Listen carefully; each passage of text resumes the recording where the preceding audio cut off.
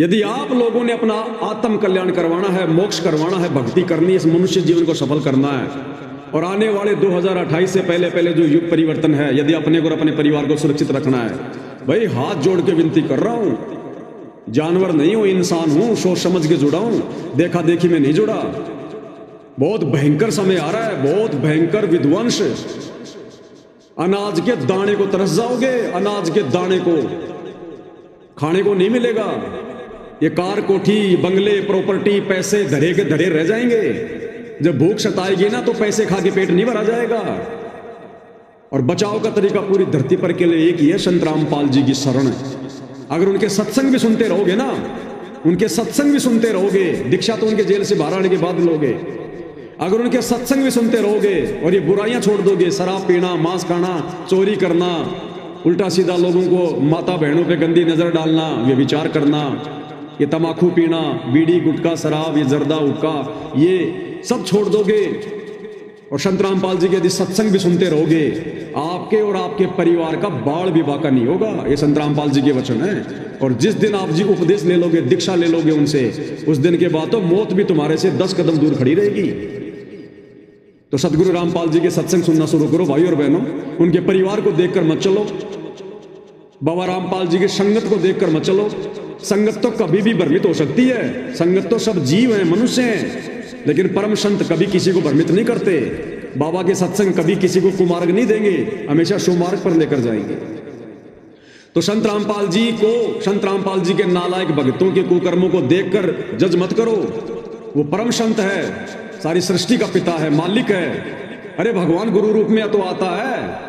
गुरुर ब्रह्मा गुरुर विष्णु गुरुर्देव महेश्वर है, गुरुर साक्षात पार ब्रह्म तस्मै श्री गुरुवे नमः। हम गुरु को साक्षात पार ब्रह्म कहते हैं।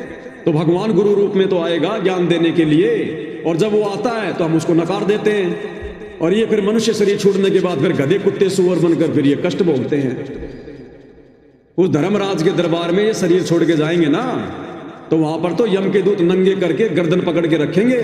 यहां चाहे कोई देश का प्रधानमंत्री है, यहां जो मर्जी कर ले भाई, लेकिन वहां तो नंगा करके लाइन में खड़ा करेंगे। वो तेरे कर्मों के हिसाब से तेरा हिसाब किताब करेंगे, नरक में भेजना कि इसको गधा बनाना है। वहां नहीं चलती ये प्रधानमंत्री गिरी, ये राजनीति वहां नहीं चलता। ये कार, कोठी, परिवार, बेटा बेटी, नौकरी, पद सब यही रह जाएंगे।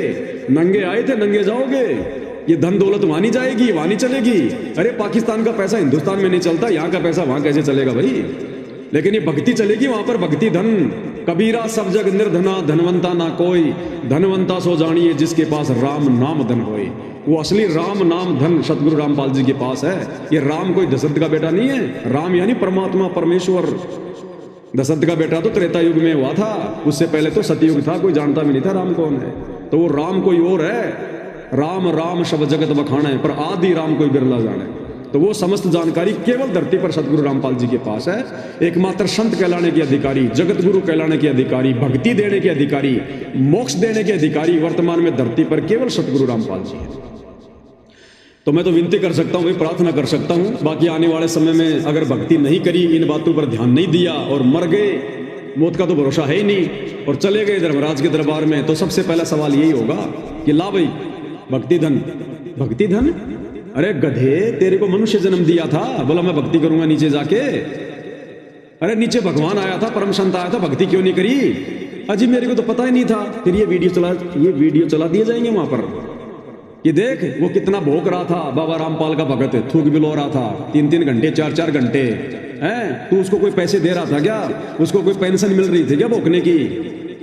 वो तो सोशल मीडिया से भी पैसे नहीं कमाता था हैं। तू कह रहा था देखा रामपाल भगत, बड़ो भगत आयो। अरे पहले उसके सत्संग तो सुनता, उसके विचार तो सुनता। और भगवान आएगा तो कोई सींग लगा के आएगा क्या? तुम राम को भगवान मानते हो, सींग लगा के आया था। कृष्ण को भगवान मानते हो, पूंछ लगा के आया था, या कोई गेंडे की तरह आए थे बनके? भगवान आएगा तो इंसान बन के आएगा ना। अब तुम उसको इंसान मान के उसका ज्ञान नहीं समझते, फिर मरो, फिर जाओ, फिर कुएं में पड़ो, फिर तुम नरक में जाओ 84 में। तो भाई सत्संग सुनो, आदत डालो धीरे धीरे। सोशल मीडिया पर दुनिया भर की बकवास देखते हो सारा दिन, क्या मिलता है उससे?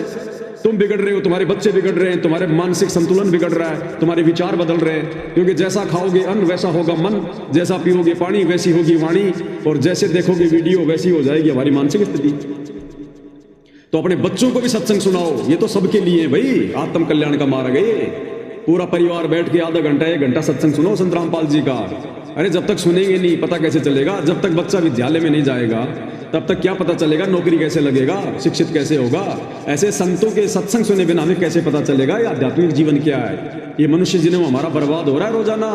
ये श्वासें भगवान ने हमारे को गिन गिन के दिए हैं। जिस दिन श्वास पूरी, शरीर खत्म, चलो फिर गधे कुत्ते की योनि में। इन श्वासों का सदुपयोग करो। इन श्वासों से जपले वाला नाम है वो सतनाम।